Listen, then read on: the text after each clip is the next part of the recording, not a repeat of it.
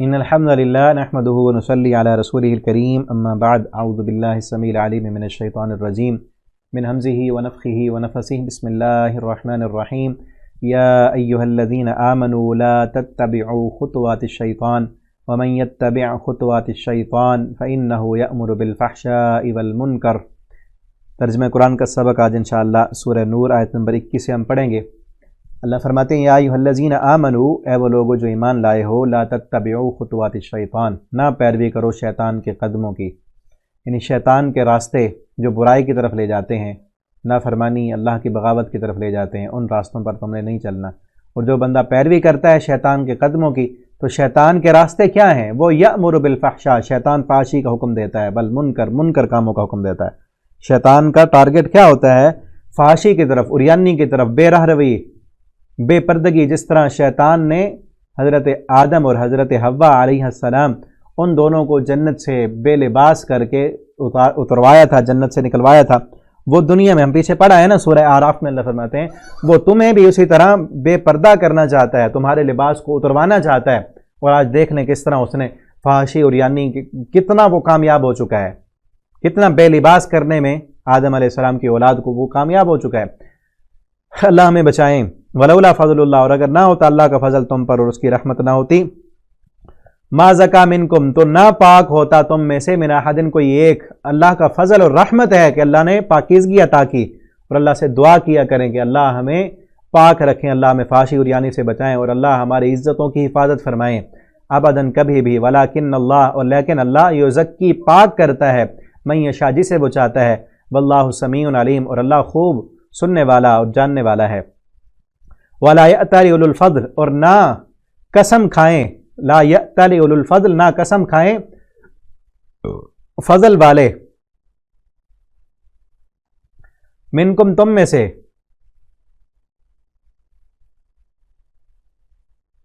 یہاں نا آگے واقعہ بیان ہو رہا ہے، وَلَا يَأْتَلِ أُولُو الْفَضْلِ مِنْكُمْ وَالسَّعَةِ، فضل والے اور وسعت والے، أَن يُؤْتُوا أُولُو الْقُرْبَى، کہ وہ نہیں دیں گے، اللہ تو یہاں پہ لا محذوف ہے کہ وہ نہیں دیں گے اپنے قریبی رشتہ داروں کو۔ پیچھے جو واقعہ بیان ہوا تھا نا امی عائشہ رضی اللہ تعالیٰ عنہ کا تہمت کا، تو ان تہمت لگانے والوں میں ایک صحابی رسول تھے مصطح بن اساسہ، انہوں نے بھی کہہ دیا، وہ کمزور ایمان تھا اور ان میں شامل ہو گئے۔ اور یہ حضرت ابوبکر صدیق ان کو خرچہ دیا کرتے تھے، یعنی خود وہ فقیر تھے، غریب آدمی تھے، ان کا خرچہ حضرت ابوبکر صدیق اٹھایا کرتے تھے۔ لیکن جب تہمت لگی، باقیوں نے بھی بات کی، انہوں نے بھی بات کر دی۔ اب جب پاکیزگی کا اعلان ہوا تو ابوبکر صدیق رضی اللہ تعالیٰ عنہ کہنے لگے میری بیٹی پر اور تو انگلی اٹھاتا یہ بندہ جس پر میرا اتنا فضل کہ اس کے گھر کا خرچہ بھی میں اٹھا رہا ہوں، اور اس کی زبان سے بھی میری بیٹی محفوظ نہیں ہے، اس نے بھی کہہ دیا میں اس کو کچھ نہیں دوں گا۔ اب یہاں دیکھیں اسلام کس قدر صلہ رحمی کا حکم دیتا ہے اور کس حد تک معاف کرنے کا حکم دیتا ہے۔ یہ پیغام آج کا یہ سبق ان لوگوں تک پہنچائیں جو دوسروں کے بارے میں کہتے ہیں نا میں تو اس کو کبھی معاف نہیں کر سکتا، اس نے میرے ساتھ یوں کر دیا، اتنا کر دیا، میں تو اس کو زندگی بھر دیکھ نہیں سکتا، اس کے ساتھ بول نہیں سکتا۔ ابوبکر صدیق نے قسم اٹھائی کہ میں نے اس کو کچھ نہیں دینا، اور تو بات کرتے اس نے بھی میری بیٹی کو نہیں چھوڑا۔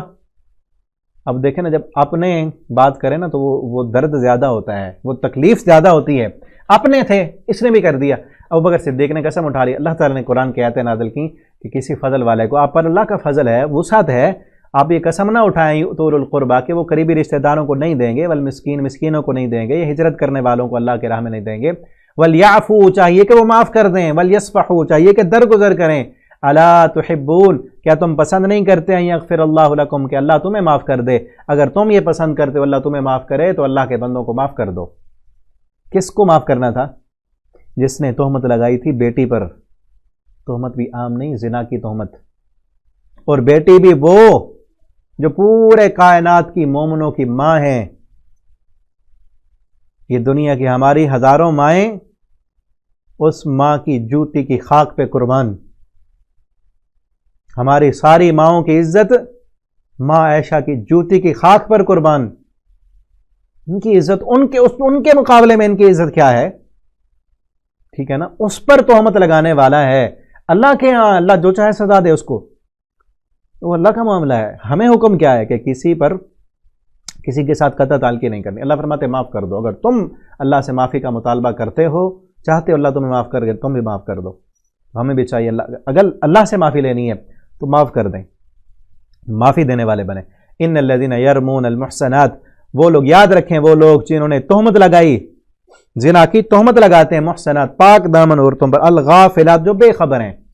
پچھلے سبق میں نے بتایا تھا نا امی عائشہ کے بارے میں، فرمایا وہ جو غافلات ہیں، جن کو پتہ ہی نہیں کہ زنا کیا ہوتا ہے، جن کو پتہ نہیں زنا کے پلان کیسے کیے جاتے ہیں، یہ تو بدبخت کہہ رہے ہیں کہ امی عائشہ کا باقاعدہ پلان تھا، وہ تو غافلات، وہ تو بے خبر ہیں، ان کو تو پتہ ہی نہیں بدکاری اور برائی کے راستے کیا ہوتے ہیں۔ الغافلات مومنات، الغافلات غافلات بے خبر، زنا کی باتوں سے بے خبر، ان کے پلان سے بے خبر، ان کی باتیں ہی نہیں سنتی، وہ ایسی باتیں ہی نہیں کرتی، وہ مومنات ہیں، غافلات ہیں۔ مومنات پر لعنوا، تو یاد رکھو وہ لعنت کیے گئے اس دنیا میں والآخرہ، اور آخرت میں، وَلَهُمْ عَذَابٌ عَظِيمٌ، اور ان کے لیے دردناک عذاب ہے۔ آج بھی اس وقت کئی لوگ، ان کو تو مسلمان کہنا ہی نہیں چاہیے، امی عائشہ رضی اللہ تعالیٰ عنہ پر تہمتیں لگاتے ہیں، صحابہ کرام کو گالیاں دیتے ہیں، اور معاذ اللہ ان کا یہ عقیدہ ہے کہ ان کا جو امام مہدی ہے، ان کا جو امام، اور آگے آ رہا ہے 15 شعبان کو ہمارے کئی مسلمان بھی کلمہ پڑھنے والے اس رات جو ہے وہ چراغاں کرتے ہیں، وہ لوگ جو امی عائشہ پر تہمت لگاتے ہیں وہ بھی چراغاں کرتے ہیں اور کہتے ہیں اس رات ہمارا جو ہے وہ امام آئے گا، معاذ اللہ وہ مدینے جا کر امی عائشہ رضی اللہ تعالیٰ عنہ کو ان کی قبر سے نکال کر زنا کی حد جاری کرے گا۔ وہ بدبخت، ان کا آج بھی یہ عقیدہ ہے کہ معاذ اللہ امی عائشہ نے زنا کیا تھا، کہتے ہیں ان کو قبر سے نکال کر ان پر حد جاری کرے گا۔ پھر اور صحابہ کے بارے میں وہ بکواس کرتے ہوئے کہتے ہیں کہ ان کو بھی نکالیں گے، ان پر بھی حدیں جاری کریں گے۔ اب ایسے لوگوں کے ساتھ تعلق رکھنا اور ایسے لوگوں کو مسلمان سمجھنا اپنے ایمان کو خطرے میں ڈالنے والی بات ہے۔ اللہ ایسے لوگوں کو ہدایت دیں اگر ان کے نصیب میں ہے، یا پھر ان کو اس معاشرے سے پاک کریں اللہ تعالیٰ۔ لعنوا، دنیا میں بھی ان پر لعنت ہے، پھٹکار ہے کہ اپنے جسموں کو خود ہی کاٹتے اور اپنے چہروں پہ خود ہی تماچے مارتے ہیں، یہ اللہ کی پھٹکار ہے ان پر، کوئی اور مارنے والا نہیں، خود ہی مارتے اور اپنے آپ کو خود ذلیل کرتے ہیں۔ یوم تشہد علیہم، اس دن بھی عذاب ہوگا جس دن گواہی دیں گے ان کی زبانیں۔ آگے انشاءاللہ ہم اگلے سبق میں پڑھیں گے۔ اللہ تعالیٰ ہمیں قرآن پڑھنے، سمجھنے، اس پر عمل کرنے والا بنا دیں۔ والسلام علیکم ورحمۃ اللہ۔